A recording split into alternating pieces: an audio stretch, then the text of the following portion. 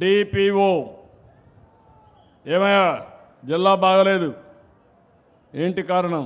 ఏం చెప్తావు? రా, జిల్లా బాగలేదు, కారణం ఏంటి చెప్పు. పైకి రా, నిన్నందరూ చూడండి.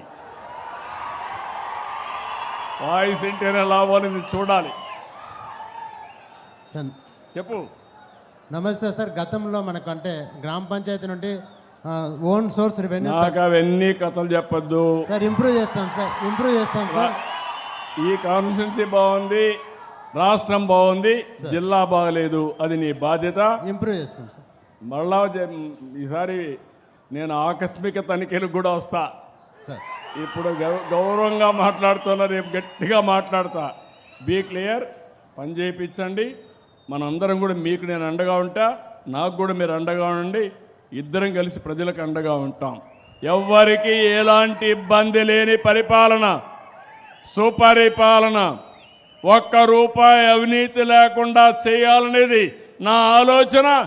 మీరందరూ ఆశీర్వదిస్తే 100% చేసి మీ రుణం తీర్చుకుంటానని మరొక్కసారి మీ అందరికీ విజ్ఞప్తి చేస్తున్నా. సారథి ఇక్కడే లైసెన్సులు ఇచ్చే మోటార్ వెహికల్ ఇన్స్పెక్టర్ ఉన్నారా? సారథి లేడా?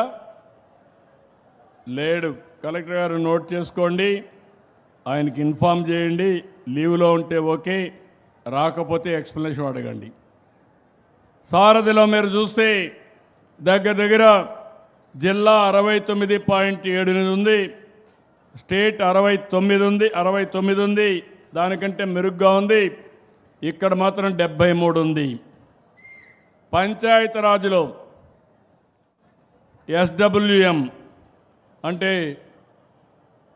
స్వచ్ఛతా కార్యక్రమంలో డోర్ టు డోర్ ఇవన్నీ చేయడంలో మొత్తం 62% స్టేట్ ఉంది, జిల్లా 54 ఉంది, ఇక్కడ 65 ఉంది. ఇది కూడా నీదే డిపిఓ గారు, బాగాలేదు.